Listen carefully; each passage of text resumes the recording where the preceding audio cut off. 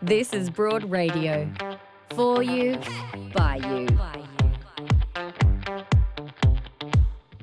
Broad Radio. Here for more.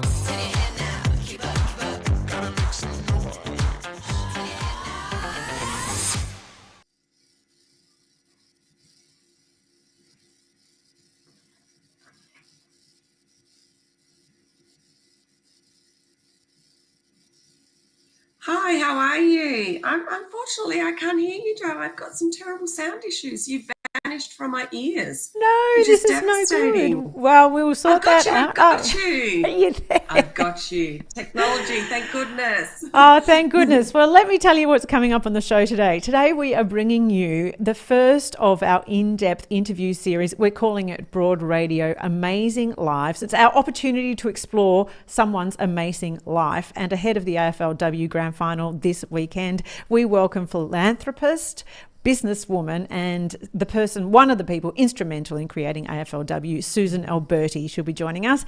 Also, comedian Bev Killick is dropping in to say hello, just a couple of weeks out from having a stroke live on stage. And later on in the show, we invite you to call us 1300 8 Broad, or I should say it's 1300 827 623 if it's too hard to get your head around that.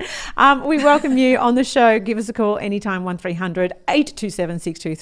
All of that's coming up after this. Broad Radio is proudly supported by Chemist Warehouse. Chemist Warehouse, great savings every day. Shelley, I'm so pleased that you can join us as our co-host today because we started the year with you, and then of course you are a teacher, so you kind of had to start back at work, and so Tuesday mornings wasn't really a great time for you. Not really. So, yeah, I have to wait for school holidays to be on this beautiful program. But hopefully we can make some other magic happen on another time. Yeah, it's absolutely a joy to have you. Let me tell you a little bit that's happened since you were last on the show. We've launched a podcast version of Broad Radio, so you can catch up on every episode with Broad Radio on the go. It is available wherever you get your podcasts. And if you're watching on YouTube, we'd love it if you liked and subscribed us. If you're watching on Facebook, chuck us a like. That's always going to help. It's always really lovely to have you a part of our show. The other amazing thing that we're offering at the moment is a part of our More to Say poll. This is so gorgeous for our winter months. We're giving away a handmade, hand crocheted beanie. If you look at that, it's made by, I love it. It's by the Hook Designs. Actually, she's a local designer and artist in your neck of the woods, Shelley. And she handmade. Oh, gorgeous. Isn't it beautiful? The Hook Designs. She loves yarn and she loves crochet and she loves fabrics and colours and textures. And she's sharing a beanie with us over the next sort of few weeks. If you enter our More to Say poll at broadradio.com.au, you go and have a chance to win one of those beautiful snug beanies. Okay, so Shell, you are a teacher and so you're juggling a lot in your life. But what I love about your work as a teacher is that you really, your focus is, creating an equal start for every child. Yeah, well, I believe every child should have the opportunity to be the best version of themselves, and being a part of that and creating these amazing humans that can walk out into the world and believe in themselves and create their own opportunities because of the inner strength that they have and the knowledge and the education that they've achieved in my space and the space of other teachers. I mean, it's the greatest gift to myself, but it's also the greatest gift I can give them, for them to be their best version, and it's a joy every day. You are one of the most beautiful humans that anybody could meet, and but truly, your belief in how you're contributing to the next generation of Australians is just it's really lovely to witness, and I feel honoured to have you as a part of Broad Radio. Thank you. It's just who I am. I just love children, and I believe in our future, and I believe in a better future for every generation. Yeah, gorgeous. Well, today we are bringing our very first in-depth interview series, and we're calling this Broad Radio Amazing Lives. And I tell you what, you and I love AFLW, Shell. And we wouldn't have it without this woman, without Susan Alberti. I know that she's a friend of yours. That's right. Yeah, she's a dear friend. She's a beautiful woman. I'm looking forward to catching up with her now. That's right. So we'll be bringing you the first in our Broad Radio Amazing Lives after this.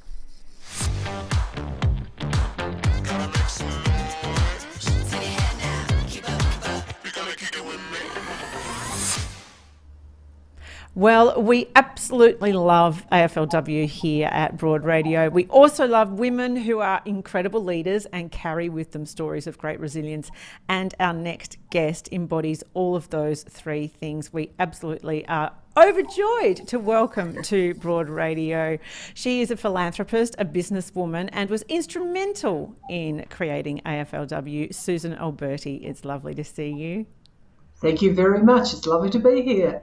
So, Susan, this Saturday for the grand final in the AFLW, we've got Adelaide fronting up against Brisbane in what is very much echoes of the very first grand final that we saw in 2017. What have you seen in that time? What are the big moments of AFLW's development? What do you recall over the last 5 years? There's so much that I've seen. I do recall going to that first grand final and wondering, is this really going to happen? I've waited so long to see women be given the opportunity to show what they can do, and that was incredibly emotional. But then, of course, the Bulldog girls won the grand final. And then I was in Adelaide for that grand final when I saw thousands and thousands of people coming into the ground and thinking, this has just built up so much momentum, AFLW football. And I remember looking at Nicole Livingston and saying, Nicole, I think you better open up that grandstand. We're going to have a stampede. And they kept coming and coming and coming, thousands and thousands. I couldn't believe it. But apart from the crowds and my attendance at those games, what I have seen, the evolution of women in AFL football, the standard of play, just the better coaching, the better facilities, the better everything. To me, it's so exciting every week to see the women improving week by week by week. And I sit back in awe and think, wow, and then I look at the men. I never like to compare because it's different games, it's women versus women. And I think our skills are incredible. When you think these women are part-time players, most of them have jobs, have children, families, studying, and look what they're able to produce each week. So for me, it's been a journey of over 50 years. I shouldn't really say that, but it has been more than 50 years for me. But to see women now given the opportunity that they should have been given many, many years ago, to see them just flourishing and just getting better each week, I can't express in words just how I feel. Now, Susan, behind the barriers, throughout the 50 years there would have been barriers. What are some of the barriers that you've had to overcome in the world of AFLW? Well, I can talk about my own experience. It goes back to when I was the age of 15 when I had to give up playing footy. I was a member of the cheer squad, the Western Bulldogs cheer squad. And we used to play each Sunday against other teams in the cheer squad. And I can recall it was boys and girls, and, boys at 15 are pretty tough. And my dad made me give up football. And again, he was a pretty tough guy. My dad was a policeman. And I didn't talk to him for 2 weeks because I always wanted to play footy. So I was a grump for 2 weeks. And actually, Dad was right. I was being belted up. But I never, ever got over that feeling. My brother was allowed to go on and do whatever he wanted. He went on and became an excellent umpire. He thinks he's a good umpire, but anyhow. My father was an umpire as well. And I had an umpiring family, but I always wanted to play footy. I loved football. I played all sports. But particularly VFL football was my great love. And it never left me until there was a time in my life where I was given an opportunity where I could truly make a tangible difference. I think the storybooks will tell and history books will tell that I was at a luncheon and I saw the women were on their knees ready to fold in AFL football, VFLW, if you want to call it that. And I remember they were about to fold and I thought, well, here's my opportunity. You've waited all these years, do something, make a difference. So I wrote them out a cheque, and then, of course, I kept that going for a number of years. And then I sponsored our girls, the Western Bulldogs, to go and play the game. And, of course, some wonderful person at Melbourne did something similar. And, of course, that was the exhibition match. And look has happened ever since. But I do recall at my own, when I was on the board of the Bulldogs, they were not particularly interested in women's footy because when I asked for funding, I was told, well, what if we take the resources away from the men? I said, don't worry, I'll find sponsorship. Within a couple of weeks, we had $500,000. So other clubs have followed since. So it's a no-brainer. It is a no-brainer. And we've seen, I mean, from that very first game at Icon Park that was a lockout, and hilariously, the men who seemed to be at the top of AFL were surprised by that. None of us in the crowd were. No, Shelley, and I believe, Shelley, you were there as a Carlton supporter. I was there as a Collingwood supporter.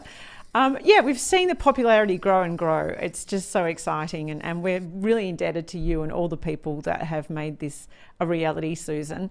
I wonder, that very first moment of being told you can't do something that you really are passionate about, I think all women have that moment that we remember where it was just, it smarts. It just hurts to be told, what? We can't do that.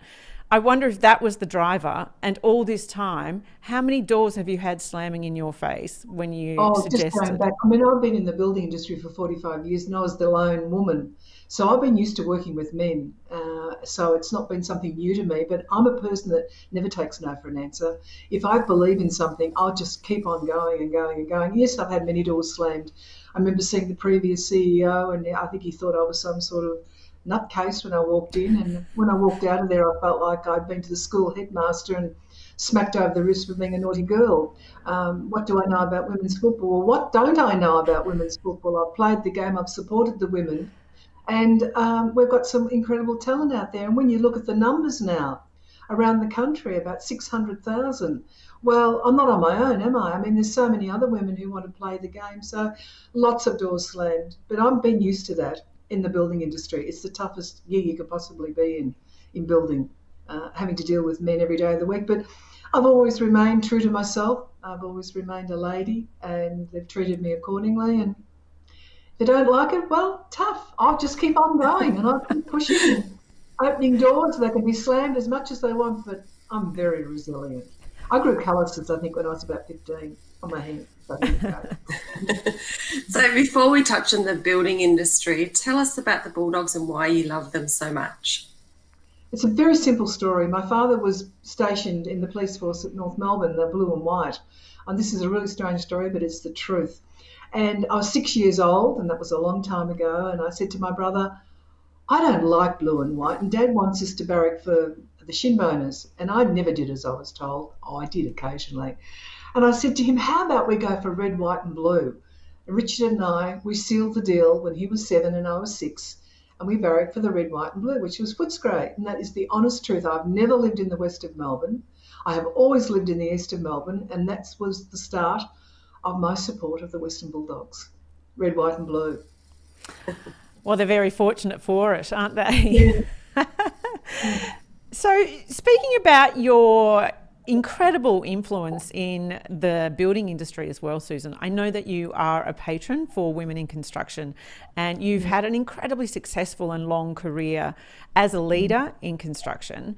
What sorts of barriers did you come up against in your time? Because I know you started working side by side with your husband at a time when women weren't even allowed to have apply for bank loans, and now. And then since then, you picked up the pieces when your husband tragically died. So what sorts of things? Yeah. I remember when he died, I had them circling, all the vultures were circling, particularly the banks. What would this woman know about building? What would she know about finance? I mean, I had 300 staff when I was thrust into that leadership role, which I'd never been trained for. I'd been the girl in the back office doing all the finances for years, but never actually on site and running the show.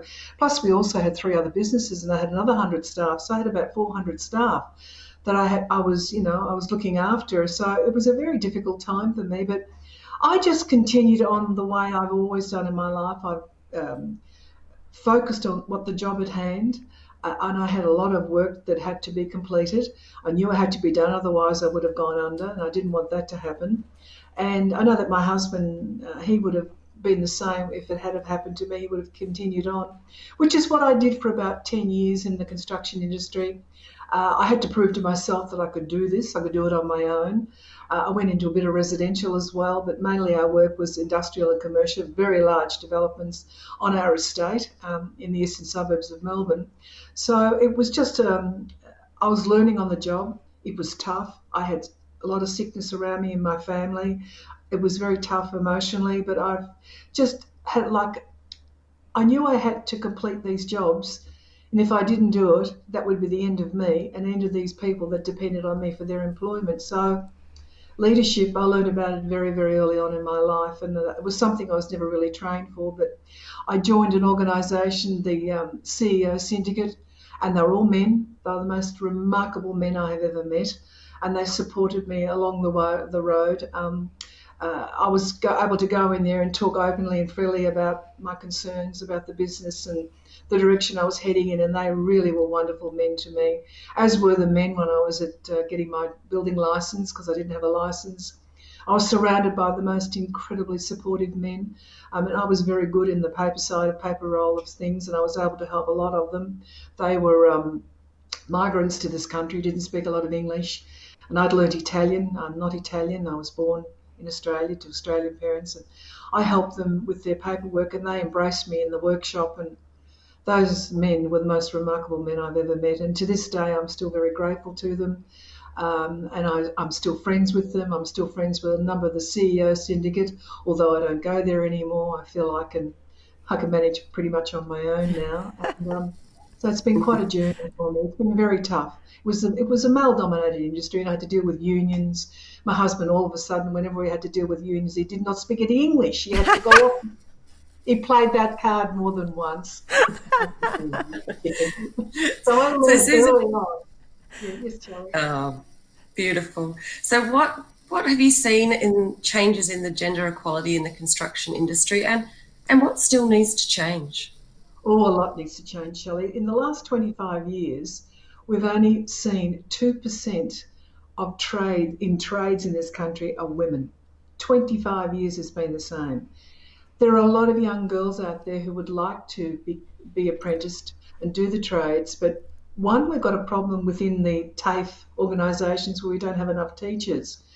Also, there's a problem at the schools. A lot of counsellors have the parents come and talk about, well, what can their daughter do? And some of them are that way inclined, want to work with their hands, and it's seen as a sort of barrier. And unless you've got a university education, you're an absolute failure, which is absolutely ridiculous. I mean, I didn't attend university. In the 60s, you were not encouraged. In fact, you were discouraged to go to university. My brother went on. Women in my age in the 60s would either do nursing, teaching, and even if you're a teacher and want to go off and get married, you had to stop working, or nursing. There are the options when I was growing up, whereas now young girls at school have got the options of doing anything, whether it be tertiary. I'm not knocking that. My daughter went to Melbourne University, but there are so many young girls who would like to do trades, but parents come in and it's suggested to them, oh, no, my daughter's not going to do that. Well, I think they need to change their way of thinking, that there are opportunities out there. Try and get a tradesperson in this country. Just try and get one tomorrow, for example. You cannot get them. We've got young women now in the trades, and that's why I'm so involved with Tradeswomen Australia and supporting them, because there's a pent-up demand out there, one, for tradespeople, and two, young women who want to take on and become apprentices. So we've got to provide the pathways, provide the amenities for them, which is happening with a lot of our larger building companies, not so much in the smaller ones, but it's changing very slowly. But for when I was in the industry back in the 60s, well, there were no women. I looked around, there wasn't a female apprentice anywhere. It has changed, but 25 years, 2%, not good enough. Needs to change.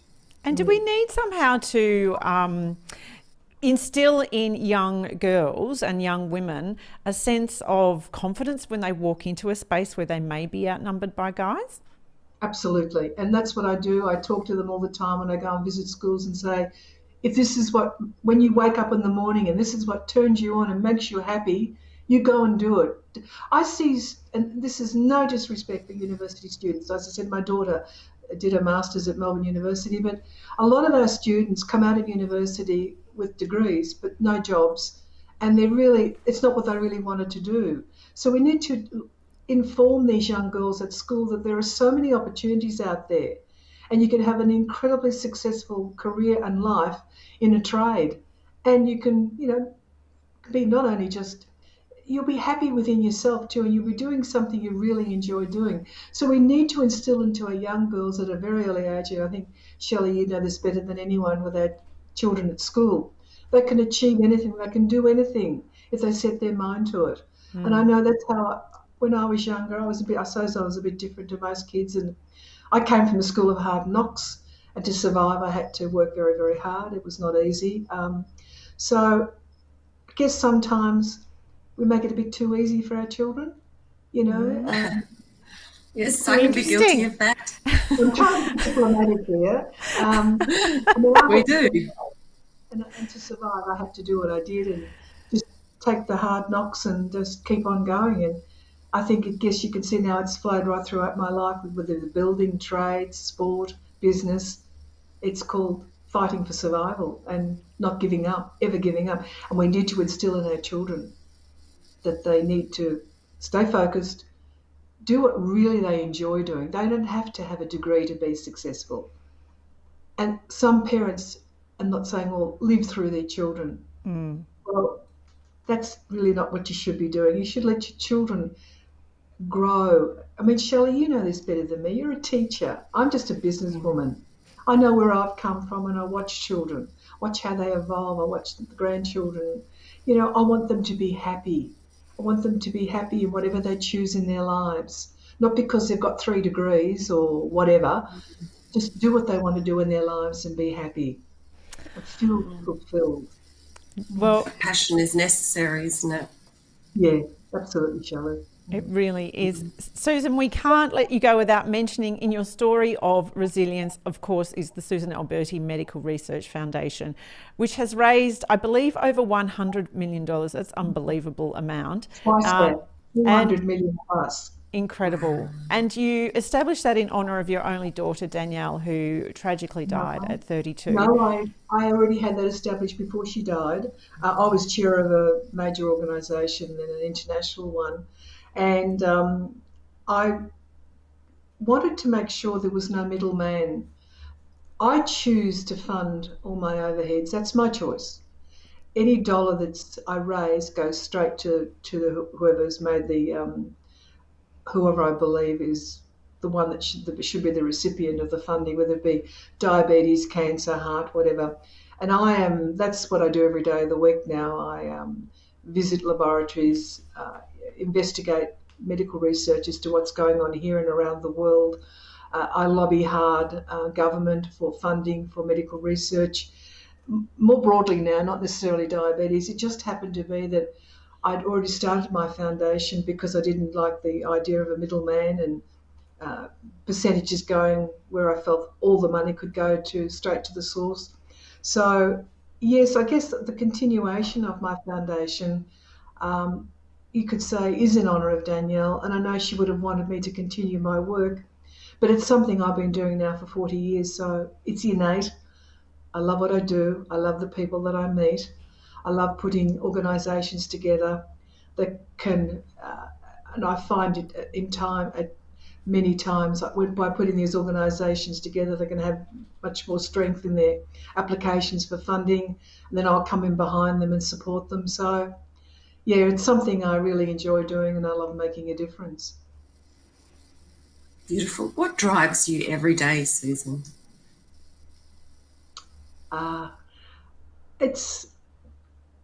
Well, when you've been as sick as me, and I have been very close to death, I've been in hospital quite a few times, and I've been in intensive care for weeks.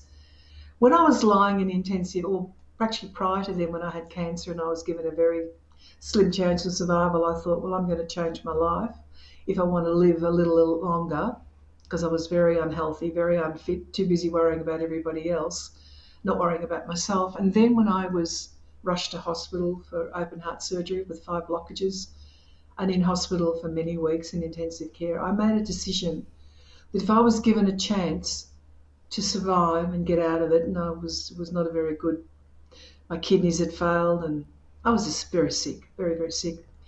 if I was given a chance to have another crack at life, I was going to do just that. And I did have another crack at life, and I'm still doing that.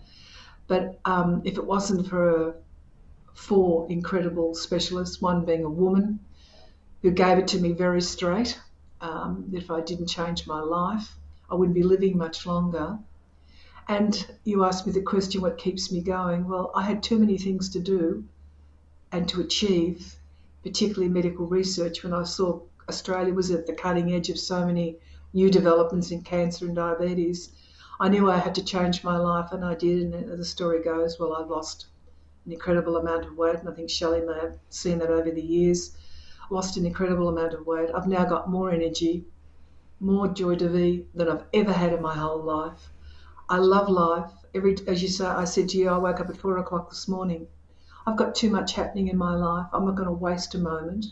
I'm going to keep on doing what I'm doing so that when I do die, and we don't last forever, I'll leave a lasting legacy for this country, for our children, and for the whole of Australia. And that's all I need. I don't need a lot of thanks. I don't need a lot of recognition. That's just come along the way. I never sought it. Never sought recognition. I just wanted to make a difference. And when I look back now in retrospect over those 40 years, I think, boy, I can't believe. But the one thing that really I'm very happy about, satisfied, I guess you could say, 60% of our researchers in this country are women. And they were given a raw deal. They were not given the recognition that they should have been given. Well, that's something I've changed the attitude to, particularly at St Vincent's Institute. We now have a fund set up for women that can go off and have their families. Laboratory assistant comes in, looks after their work whilst they're on maternity leave. Then they come back, slot into the position. So that is something that I really feel very, very satisfied about, that women in medical research are now given that opportunity. It's following suit throughout other universities, and like Walter and Eliza and Monash, they're all doing the same. And so it should be. They shouldn't have to ask for this, but anyhow, we're providing this now for them, childcare at the Institute. We want our bright women to continue doing what they do best, still having their families. It was so hard for me. I didn't have any of that. I didn't have any superannuation, no maternity leave. I had nothing. But that was me in the 60s. It's changed now. So women in sport, women in business, women in science. So my greatest satisfaction has been to see women given opportunities they were not given back when I was in the 60s. So to me, it's very rewarding. That's all I need, just to see women given the opportunity. Susan, I must say you have touched and impacted so many thousands of people's lives, and many people who might not even realise that you have actually impacted their life. But for me, the thing that I gained so much from you is your incredible resilience in the face of what must have been over your time, many different moments of extreme grief. And I think that women, to be a woman is to know what it is to have loss. So I just wonder, how do you pick up the pieces and keep going when you have faced such grief? Well, I think, as I said before, it goes back to my childhood. It was a very tough childhood. When my very best friend was raped and murdered, and up that same path I used to go every night. And my father, this particular night, it was a bit dark, and I was coming home from work a bit late, and he said, wait for me, and she didn't, and she took off and she was murdered. And I guess it sort of started from my childhood that I had to be tough, I had to be resilient, didn't necessarily turn the other cheek. My father taught me a lot of things about life, and some of the pitfalls, and I learned from a very early age what could be in front of me. And I guess it started from when I was a child, to be tough and resilient and not take no for an answer. And I'm not a quitter, and I don't ever take no for an answer. If I haven't got a solution for a problem, I'll go away and I'll think about it to see how I can come up with a solution for the problem that I've got. When you have the loss that I've had, I mean, I lost my mother, my father, my husband and my daughter, all within a space of 12 months. And I thought, I can't take this any longer. I'd lost my faith as well. Church didn't mean a thing to me. Nothing was of comfort to me. I lost my best friend, my daughter, who I adored. She was the most beautiful girl. She was smart, we both grew up by the time she was 18. We started to communicate. I mean, we were at one another's throats. She had diabetes. It was difficult for her. She was an achiever. Anything Danielle worked at, she knew if she worked at it, she'd be successful. Just like a mum, work at it and you'll be successful. And watching her deteriorate and then eventually dying in my arms, that really nearly destroyed me. And I'd be lying if I said I wasn't in the back room crying my heart out. I just didn't do it in public. And then, of course, my husband being killed by that drug-affected driver, he was my best friend, and we were business partners. We were married for a long time. I'd learned so much from him. He was such a teacher as well. So I really lost the two main people in my life, and I was then out there on my own, thrust into a position, as I said before, of leadership that I really had never been trained for, but I certainly learned very quickly because I had so many people looking to me for their livelihood. So I just couldn't give up. I just couldn't let those people down. And it took a while. I can assure you it took a while. And I still do cry, and I look at photos of my daughter and my husband and wonder where we would be today if we're all still together. And Danielle had so much she wanted to do in her life, and she didn't achieve it. But I know that she would be incredibly proud of her mother. Not long before she died, she wrote me a note. We were in New York, and apart from the story about, I'll tell you that in a moment, but she wrote me a note, and I never really knew how she thought about me. I knew we were close. And she said, Mum, she said, you're the most remarkable mother. You put up with so much. I just want you to know how much I love you. And this was under the door in a hotel. She left this note. And she'd just come out of hospital from having eye surgery, and her eyes were deteriorating, and to an artist, that is dreadful. And I came home and left her there because she couldn't fly, not realising how ill she was. I didn't know she was dying. She kept it from me. A couple of weeks before she died, she rang me and she said, Mum, have you written a book? She'd already asked me that when she was at university, and I said, oh, Danielle, they want to hear about me. And she said, Mum, there are a lot of young women here who'd love to hear about your life. Would really encourage them to really, push on with their lives and their work and their study. I said, yeah. I was never going to do it. And 2 weeks before she died, she rang me and she said, Mum, have you ever written that book? I said, no. She said, promise me one day you'll do it. And she said, and by the way, she said, Mum, you're a walking hypocrite. Have a look at yourself. You're on an advisory committee in diabetes and you're morbidly obese, blah, blah, blah. You know what? She was right.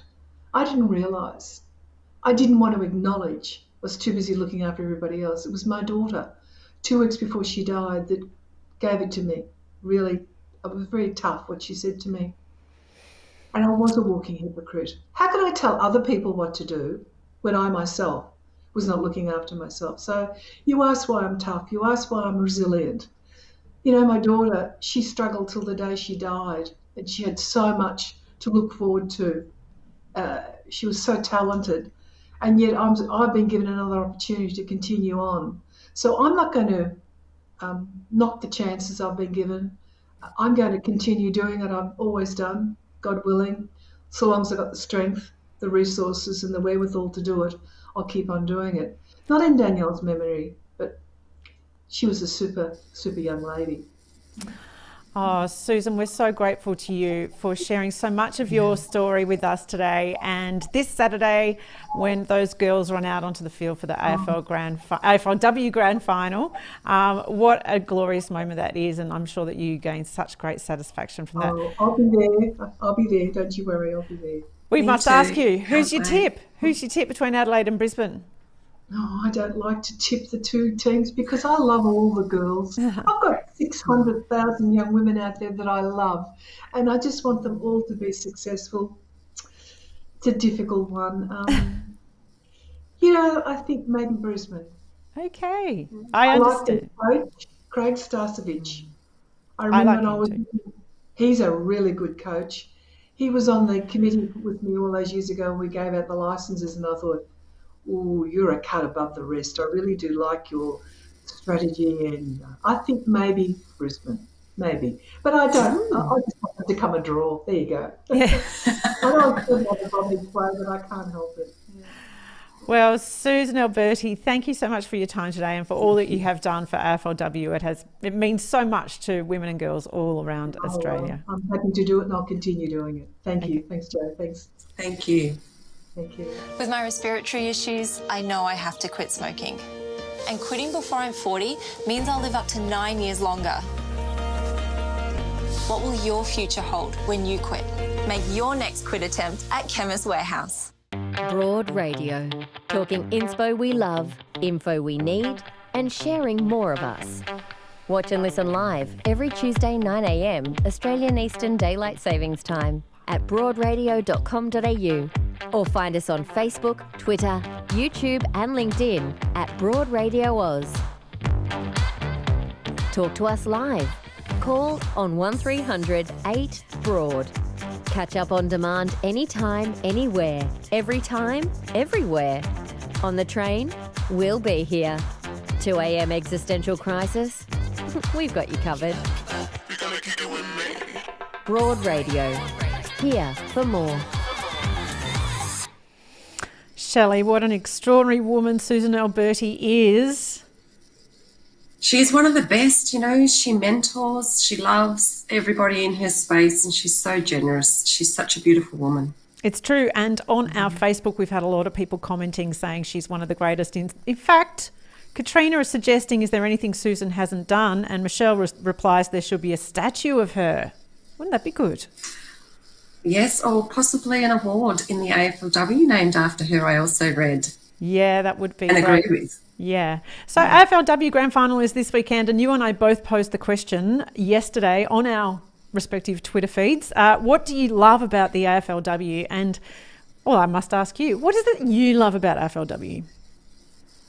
It's the same thing I love about the AFLM, that dreams come true. I love that people put in the effort and they're rewarded, and I love the excitement that you see within them, and the fact that now in the AFLW we have these amazing women that children can look up to and aspire to be just like them.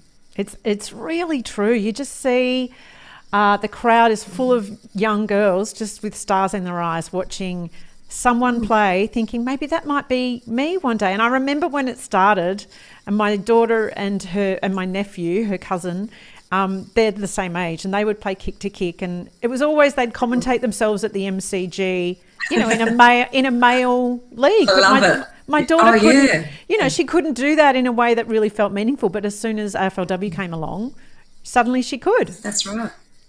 That's right. And now we're finding young boys, their favourite players are AFLW players. So it's brilliant. What do you love about AFLW? Well, it is definitely just that, you know, they're there as role models for girls, and suddenly a whole new way of dreaming has been opened up for our girls. But I really love the style of footy. It feels very no nonsense to me. It feels like they just get in there and play with no fuss. They do. Yeah, I love that. And I also love that when you talk to them, there's no nonsense as well. When you interview them, you're not getting the, it's every week is a special week or whatever the AFLM people go on about, you know, we've got to take it 1 week at a time. We don't get that. We get the truth, which is what I love. Yeah, that's true. They haven't learnt yet to deflect the questions. Well, we did ask, we asked on our Twitter feeds, and I was going to share with you a couple that I really loved, and in a moment we're going to get to some phone calls as well. We got from Ash, and I will say lots of men are loving the sport, and to assume that the only people there watching are women and girls is, I really think it's reductive, and it's not true at all. And we hear from Ash. He says he loves the speed of the outside run. Some of the lighter running players seem to glide over the field, and it is a different style of the men's games, and it's a really enjoyable thing to watch. Beautiful. Which is actually and we've also got some of our amazing Twitter's followers down the bottom, and you can read them too while we're talking. It's fantastic. Yes, and we got a tweet from someone in Scotland who's been watching AFLW. Yeah, and he says he loves the fact that even teams who were 30 points down with 2 minutes to go were still going at it hammer and tongs, which is true. They don't give up, do they? They do not give up. They just keep going and going and going. We've got that exciting AFLW Grand Final this weekend, and you know, who thought we were going to make the finals? But here we are. Here we are. It is really great. Now we are going to go to some phone calls now, because you can call 1300 8 Broad, or it's 1300 827 623. Welcome to the show. Hi there, Jude. Hi, Jude. Jude, are you there? Can we hear Jude? Oh, here we go. Oh, there's. Hello, Jude. Hi. I just love the hi, Shell. Hi, love. Hi. Hello. What do you love about football? Can you hear us, Jude? What do you love about football? I love that the younger girls that are watching can think that they can actually play football in the future. It's not just the boys, that they can only go so far, that they can then continue on and go all the way to the top. Beautiful. It's absolutely, I think, one of the key awesome things about AFLW, and not to be discounted. That's, exactly right, that they don't get stopped at a certain point, that they can continue and go right to the top. Awesome. Thanks so much for the call, Jude. Thank you. Bye. Bye. We have also joining us this morning on Broad Radio. Good morning, Pep. Hi, how you doing? What is it that you love about AFLW? I love that you can turn up. You can watch the power and the talent of the incredible athletes and be your authentic self, regardless of your race, gender, sexuality, disability, or religious persuasion. That diversity is absolutely celebrated. Yeah, I think you're right that there's a real feel in the crowd that there's just all different kinds of people, and everyone's welcomed. Absolutely. A feeling that you don't tend to get at the men's footy. Yeah, that's an interesting observation. Goosebumps, Pep. Why don't you think we get that at the men's footy, I wonder? No idea, but I think everyone's just super excited to be there and seeing these incredible women athletes just out there doing their thing. Well, thank you so much for joining us on Broad Radio this morning, Pep. No worries. So, all right, Shelley, what's your pick for the game this Saturday? Oh, it's a hard one. I don't know. I was stuck with the Adelaide Crows, and now with Chelsea Randall out because of the concussion rule, I'm a little bit wishy, but I think Brisbane might have got hit too hard by the Pies. So I am going to stick with Adelaide. Yourself? Yeah. My tip is Adelaide as well, because having watched the game on Saturday and being kind of heartbroken that we lost by 4 points against Brisbane, they were playing very hard. But I think Adelaide are, they're pretty dominant this year. They're masters at what they do. Absolutely. Yeah. All right. Well, we can't wait for the game on Saturday. And in just a moment, we're going to be joined by Bev Killick, hilarious comedian who has a tale to tell, I must say, about what happened to her recently live on stage. That's after this.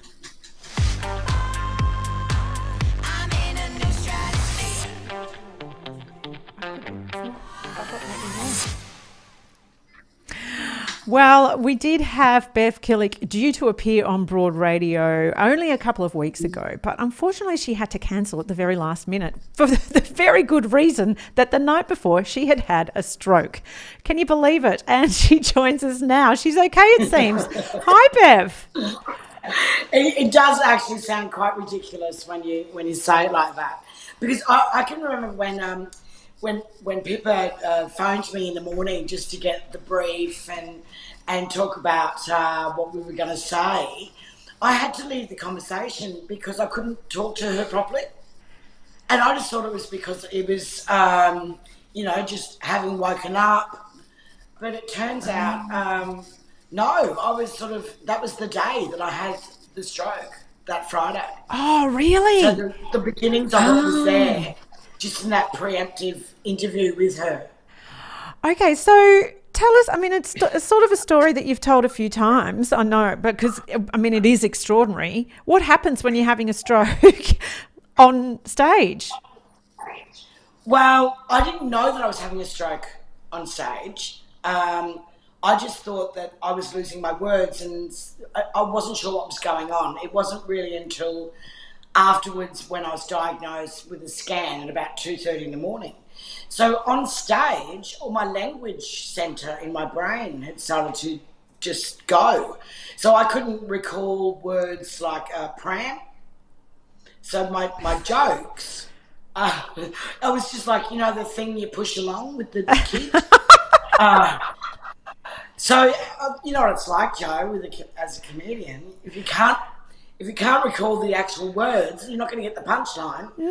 So I did crowd work. And somehow or other I ended up doing 20 minutes. Oh my God. Wow, that's impressive. But if that can happen to me where I lose my words and I try and explain something, at what point did you realise there was something actually seriously wrong? When Nazim and Dane stuck their head around the corner in the curtain, and they were staring at me. I was like, oh, there's something not quite right here. And I kept looking for an out, like how can I get off stage? But I just kept going. I don't know how I kept going. And the people were just staring at me strangely. Oh my God. I could do really old jokes. Okay. So your brain went back in time. Yeah. I could do like stuff that I first started with. Like I'm still a little bit slurry now, but it's interesting what happens. Like last night I did Up Front. Remember Up Front, Joe? Yes, it's the greatest night and it's all female comedy. And yeah, it's like a big old gala with just chicks. It's the best. It's so exhilarating. And I just found myself just standing there and I just had no nerves and I'm really enjoying being up there. In a different way. Really powerful. It's really interesting. I can't quite, am I going a bit wobbly? Yeah, you are. I think we need you to move over to the side because we can only see half of your beautiful face. Yeah, so turn to you. If you can move your body to the right. There you go. There you more. are. Now we can see your whole face. That works. And it's given you a whole new lease of life. You're gorgeous. So that is so strange. So are you saying that because you went through that experience that you seem to have less nerves, or you're just more in the moment, or what's going on for you? There's pretty much none. It's so weird. I just walked on stage last night in front of, I think it's 1,500 people and didn't care. It's like, I'm just going to have fun with this. And that's not like me. I'm normally pacing and going out of my brain and making sure I have to get everything right. I'm a real perfectionist. No, I just have none. It's like, yep, here we go, on stage. And that was with my solo show as well. There was a guy in the crowd that was doing like a basil brush laugh, and it was so annoying. And I'm like, how the hell am I going to deal with this? And I just did. It was just dealt with them. Maybe I've already had a stroke. I feel like it's the best way to live, Bev. It's a bit like something you've regained this sense of strength about you from your stroke. But that's the same with a lot of, through adversity we do grow. But it's also, I'm just going to take the bull by the horns and just enjoy every moment, because I actually do feel okay. I feel fine in my brain. So, like last night, I went, you know what, I'm going to treat myself, got myself a hotel, just treating myself, trying to look after myself. I had a little wine. That was nice. As you should. So, do you think you've had like as close to a near-death experience, maybe, and it shifted your perspective? I think that might be what happened. Yeah, wow. I have had. Yeah. When they're in your brain extracting, you can see all these prisms and colours, and like the brain is incredible, right? So they're actually touching and pulling out, and you can see shapes. It's bizarre. What was that like? Can you imagine?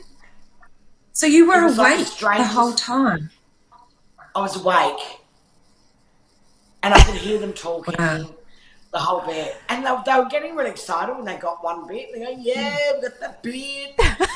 And I had no sense of time. And I couldn't quite figure out how they were going up through my groin. That was odd. And I wasn't sure whether they'd started the operation yet, because I wasn't really listening of how they were going to do things. But inside your head is the most incredible thing. It's the most incredible stuff going on in there. Like if you close your eyes and push your eyelids in, you only get all the colours and like snowflakes and blurs and pixels. That's what's happening in there all the time. Wow. That explains a lot. Yeah. And they actually pulled out the bit where I was being mucked around.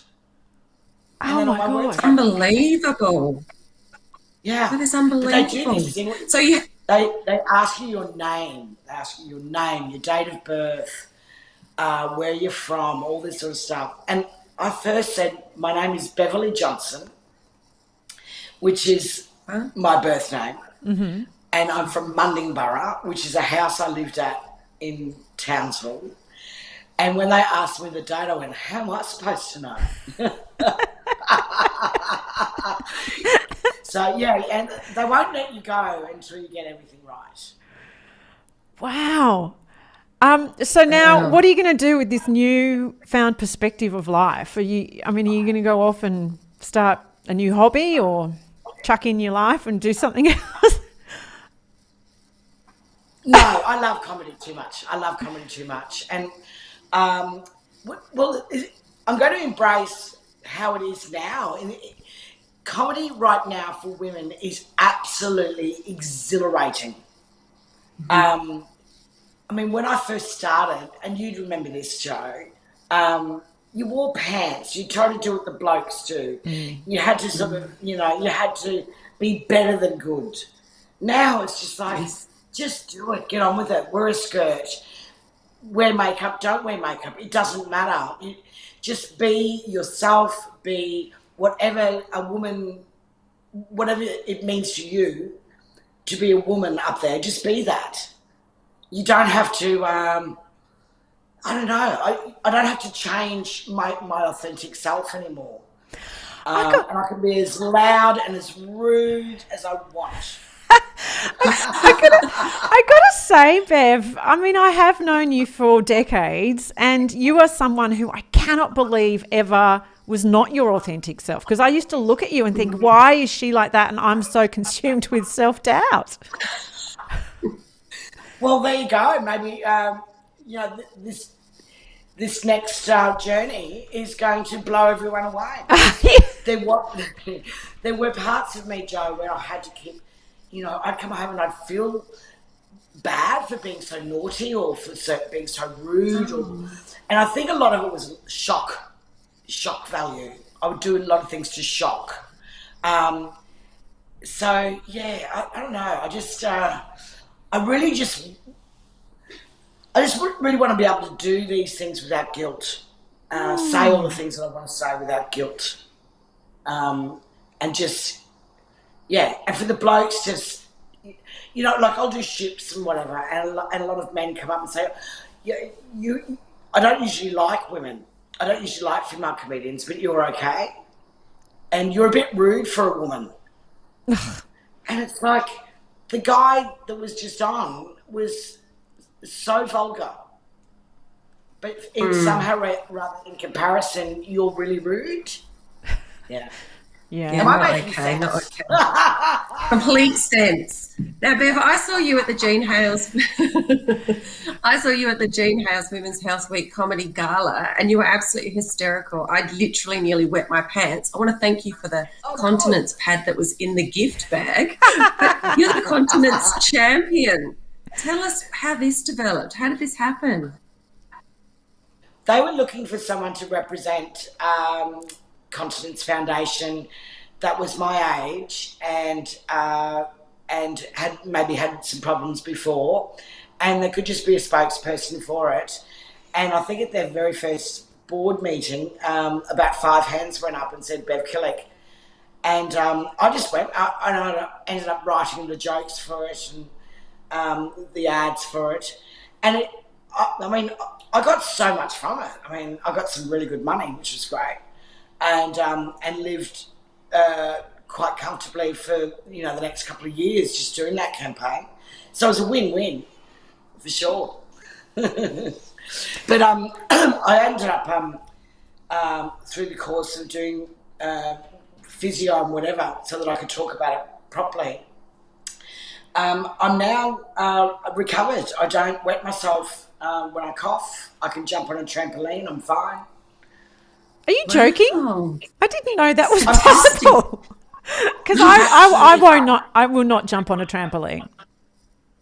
Even on stage last night, I would normally, have an excited wee. Nothing. Nothing. Wow. So it does work. The pelvic floor exercises exercises work. Who would have thought all this time they've been telling us and we're not listening? It's absolutely you're the one spreading You've got to the be word. able to do them correctly. Mm. And you've got to be able to do them in different positions. So you do them in lying down positions, standing up, sitting. And you've got to do them in reps. So you can't just do one and then make a cup of tea. You've got to do reps like. Wow. So Yeah. How long? 10 reps and then a break. Yeah. But it's about squeezing in and then up. In, up. I mean, are we all doing it right now? Because of course, Yes. we have to. Are you doing it right now, Ro? We're all doing it. In and up, in and up. It's not just good for continence. It's Sarah Harris puts it. It's good for hugging your hubby.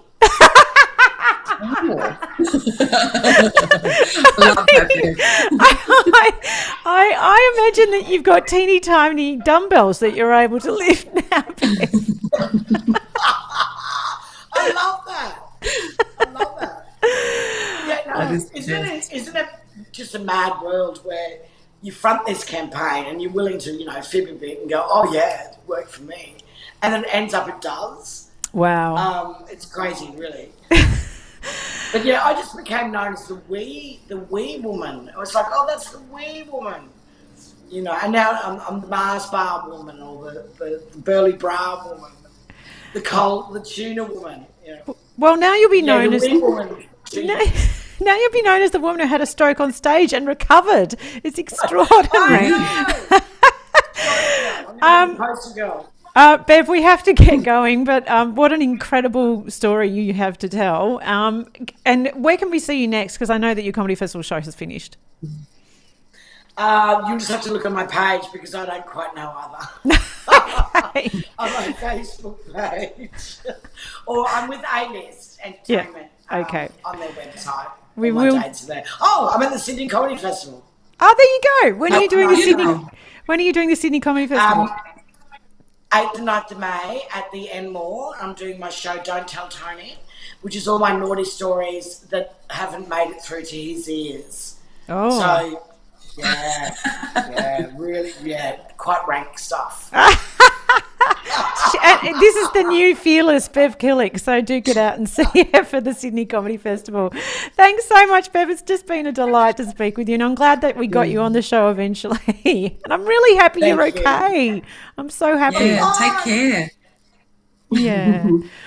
Wow, what about that, Shelley? Who knew? Who knew that we'd be doing our Kegels live on? Who knew? This is a show for women. It really is. Do you know what? We have one more phone call that we can get to on Broad Radio this morning who she wanted to call and tell us what she loves about AFLW because, of course, we're heading into the grand final on Saturday. Let's say hello to Kat. Hi there, Kat. How are you, Jo? Oh, it's so lovely to see you. Oh, see you. I am seeing you on the screen right now drinking a lovely beer at the footy. That was in the Red League room on Saturday. And that was with Angus, who's a fellow Ruby Demon with me. Ruby Demon is, of course, a fan club, a fan group, I guess, for the Ds. Yeah, well, it's a support group within the Melbourne Football Club that supports LGBTI members. Absolutely adorable. Look at you two having the time of your life. What is it that you love about AFLW? I love the sense of community. I love the fact that, what Susan was saying earlier about with the exhibition matches, the sense of community and how, amongst the supporters in particular, there's a shared desire to see this succeed, and there's no animosity amongst supporters. Everyone is just so supportive. It doesn't matter who you barrack for. And that's something you don't necessarily... I love men's football as well as women's, but with the men's you do see a lot of, my club's better than yours sort of thing, but you don't get that with AFLW. Everyone just seems so supportive of the fact that we've got our own competition now, and there is that opportunity for girls coming through, and there's just that shared desire to see it succeed, and it's always such a positive atmosphere when you go to a game, whether you win, whether you lose. Everyone just seems to love the fact that the competition is happening, and it's just that sensitive, positive vibe about it. Yeah. Oh, wonderful. Well, we can't wait for the grand final this Saturday. I believe you're going to be there, Shelley. I am. I get to go. I got invited to the function and then get to watch the game. Oh, very nice. Thank you to the AFL for that. Yeah. A bit special. I could be there. I know. Kat, who are you picking out of Adelaide and Brisbane? I would love it if Brisbane won it. I too tend to think, though, that Adelaide are just so strong at the moment. You can't... Ebony Marinoff, I'm a Melbourne supporter. Ebony Marinoff just absolutely killed Melbourne in the midfield on Saturday, and I think Adelaide are just going to be too strong. But I'd love it if Brisbane got up there, because that just the way that Brisbane go about it is just really lovely to watch. Yeah. Shelley, you have an amazing time over there in Adelaide. Thanks so much for calling us, Kat. Not a problem, Jo. Thank you so much, and I'm a huge fan of both of you. Oh, thanks. It's lovely. Kat. Yeah, and it's lovely to have you as a part of Broad Radio today. Absolutely. Okay, you take care. And Shelley, it's been awesome to have you with me on the show. I know we don't get to do it that often because we've got to nab you when it's school holidays. Well, it's been a pleasure. Thanks for having me, and thanks for nabbing me. Yeah, okay. Well, you take care and give my love to those AFLW girls on the weekend. I will. I'll cheer nice and loud for you. Take care. We'll see you next week on Broad Radio.